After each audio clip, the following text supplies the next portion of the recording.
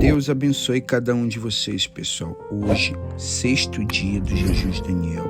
E gostaria que agora você ouvisse, esses minutos de fé com palavras, para que nesse jejum de Daniel você se aproxime mais e mais de Deus, tá bom? Então acompanhe o Bispo Macedo aí nessas palavras, tá bom? E logo mais vou deixar aqui na descrição a palavra amiga do Bispo Macedo de hoje, tá? E logo após, ouça a meditação de João, o Evangelho de João, capítulo 6, tá bom? Deus abençoe a todos, fiquem com Deus. Você acha que Deus vai casar o filho dele com uma noiva qualquer? Não.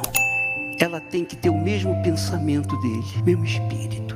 Ela tem que ter um coração de acordo com o dele, um coração novo. Ela tem que ser completamente dedicada para ele, 100%. E quando o Espírito Santo vem sobre essa pessoa, pronto, é nova criatura. Deus e ela e Deus. Onde quer que essa pessoa estiver, lá está Deus. É isso que Ele quer fazer com você. Ele quer casar com você. Ele quer fazer de você uma nova criatura. Não importa o que você é, o que fez ou deixou de fazer, Deus faz de você uma pessoa iluminada quando Ele vem sobre a sua vida.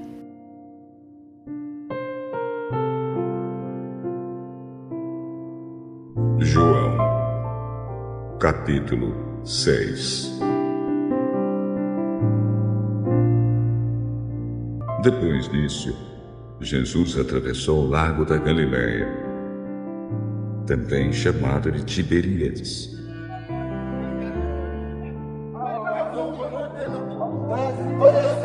Uma grande multidão o seguia, porque tinha visto os milagres que Jesus tinha feito curando os doentes. Ele subiu um monte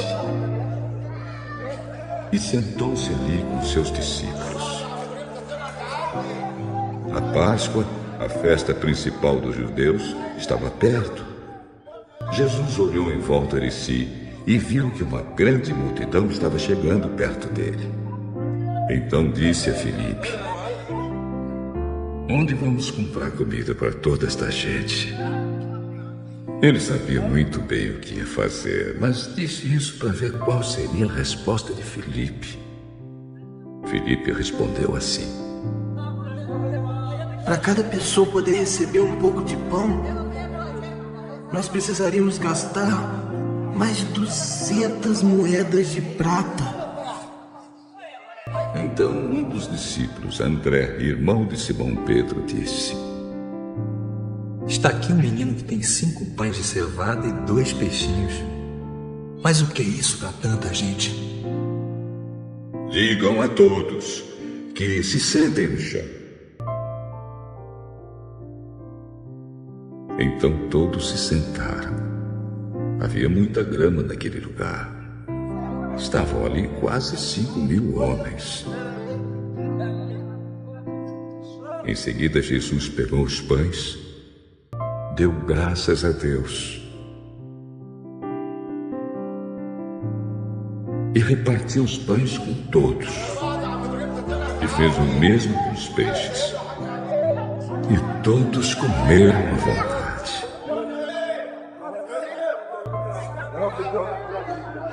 Quando já estavam satisfeitos, ele disse aos discípulos: "Recolham os pedaços que sobraram, a fim de que não se perca nada." Eles ajuntaram os pedaços e encheram 12 cestos com o que sobrou dos 5 pães. Os que viram esse milagre de Jesus disseram: "De fato, este é o profeta que devia vir ao mundo."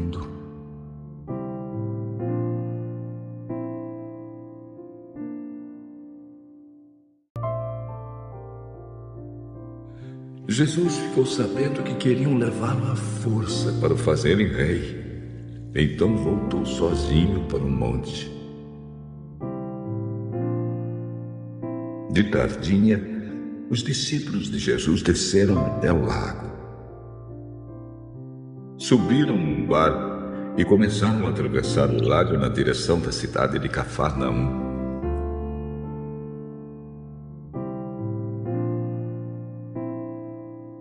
Quando já estava escuro, Jesus ainda não tinha vindo se encontrar com eles.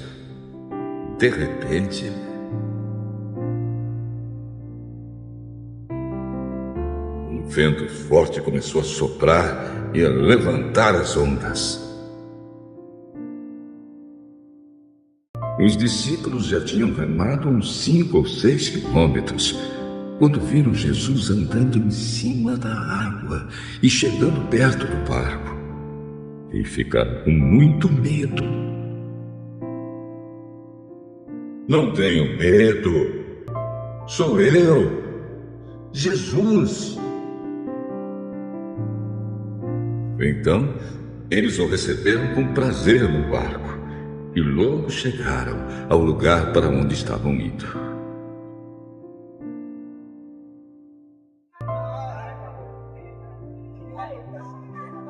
No dia seguinte, a multidão que estava no lado leste do lago viu que ali só havia um barco pequeno.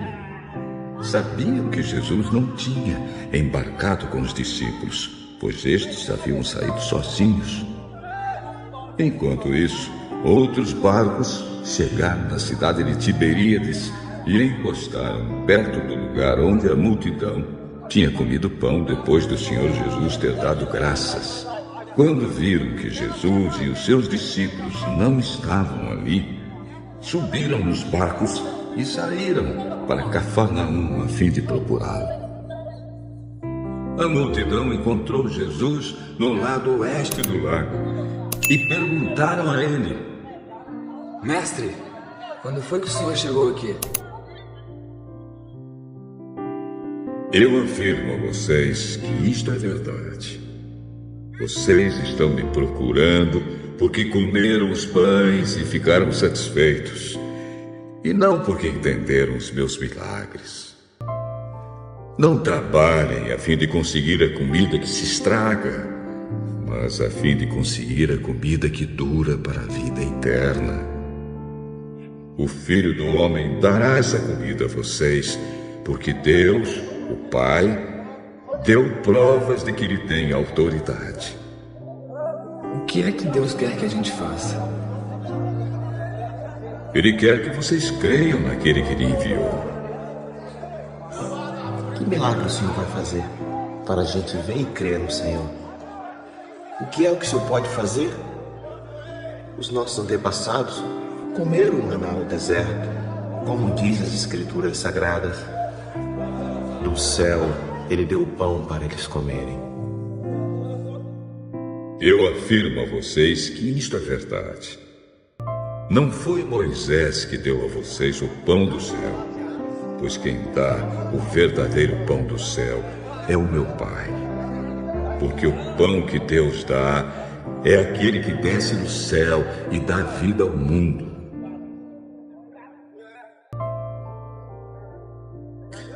Queremos que o Senhor nos dê sempre desse pão.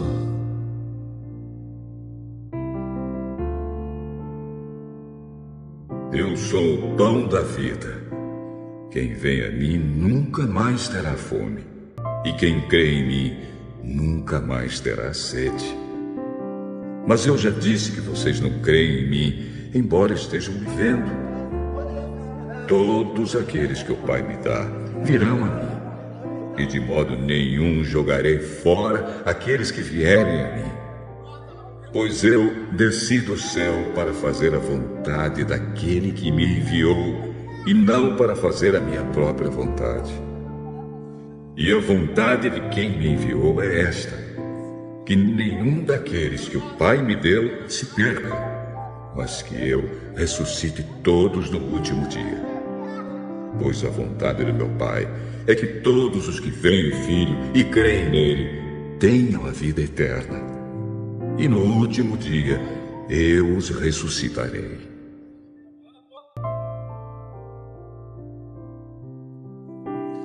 Eles começaram a criticar Jesus porque ele tinha dito: eu sou o pão que desceu do céu. E diziam: este não é Jesus, filho de José? Por acaso nós não conhecemos o pai e a mãe dele? Como é que agora ele diz que desceu do céu? Parem de resmungar contra mim. Só poderão vir a mim aqueles que forem trazidos pelo Pai que me enviou.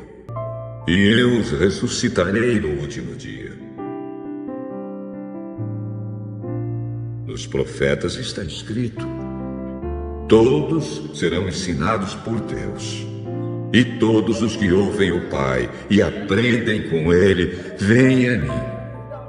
Isso não quer dizer que alguém já tenha visto o Pai, a não ser aquele que vem de Deus. Ele já viu o Pai. Eu afirmo a vocês que isto é verdade. Quem crê tem a vida eterna. Eu sou o pão da vida. Os antepassados de vocês comeram o maná no deserto, mas morreram. Aqui está o pão que desce do céu, e quem comer desse pão nunca morrerá. Eu sou o pão vivo que desceu do céu. Se alguém comer desse pão, viverá para sempre. E o pão que eu darei para que o mundo tenha vida é a minha carne.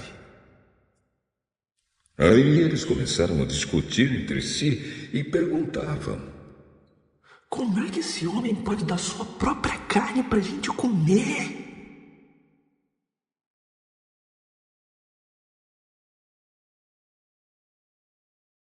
Eu afirmo a vocês que isto é verdade.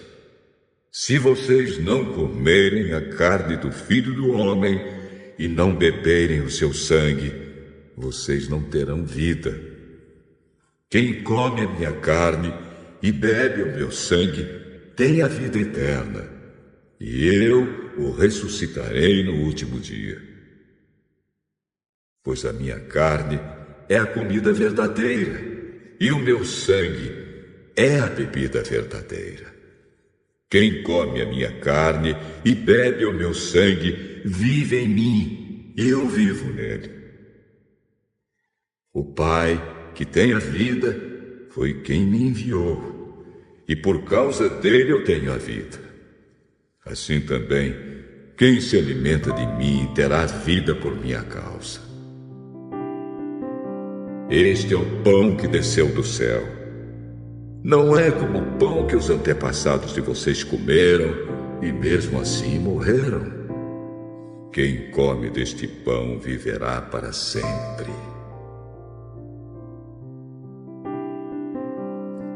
Jesus disse isso quando estava ensinando na sinagoga de Cafarnaum. Muitos seguidores de Jesus ouviram isso e reclamaram. O que ele ensina é muito difícil. Quem pode aceitar esses ensinamentos?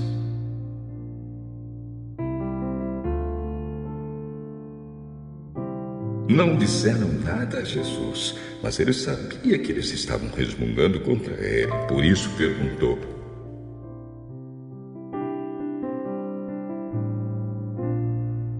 vocês querem me abandonar por causa disso? E o que aconteceria se vocês vissem o Filho do Homem subir para onde estava antes? O Espírito de Deus é quem dá a vida. Mas o ser humano não pode fazer isso. As palavras que eu disse a vocês são espírito e vida. Mas mesmo assim, alguns de vocês não creem.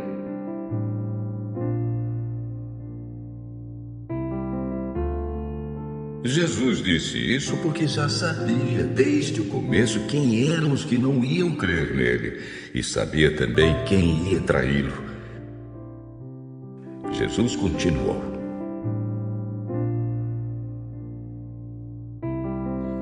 foi por esse motivo que eu disse a vocês que só pode vir a mim a pessoa que for trazida pelo Pai. Por causa disso, muitos seguidores de Jesus o abandonaram e não o acompanhavam mais. Então ele perguntou aos 12 discípulos: será que vocês querem ir embora também? Simão Pedro respondeu: quem é que nós vamos seguir? O Senhor tem as palavras que dão vida eterna. E nós cremos e sabemos que o Senhor é o Santo que Deus enviou. Fui eu que escolhi todos vocês, os 12. No entanto, um de vocês é um diabo. Ele estava falando de Judas, filho de Simão Iscariotes. Judas, embora fosse um dos 12 discípulos, ia trair Jesus. O início do jejum de Daniel. Conhecemos bem o resultado de alimentar o corpo com aquilo que não pode nutrir. E também conhecemos o resultado de cuidar para absorver o que há de melhor. Mas a saúde do nosso corpo depende também da saúde da nossa alma. A alma se alimenta das palavras que ouve e lê. Diariamente, as pessoas têm se alimentado das palavras deste mundo. As fontes são aparentemente infinitas e o resultado tem sido pior. Mas quando se troca as fontes deste mundo pela fonte da palavra de Deus, o resultado é inegável. A maior experiência que você pode ter e uma vida totalmente diferente. A partir desta quarta-feira, 11 de dezembro, o início do jejum de Daniel. E em todos os templos da Igreja Universal.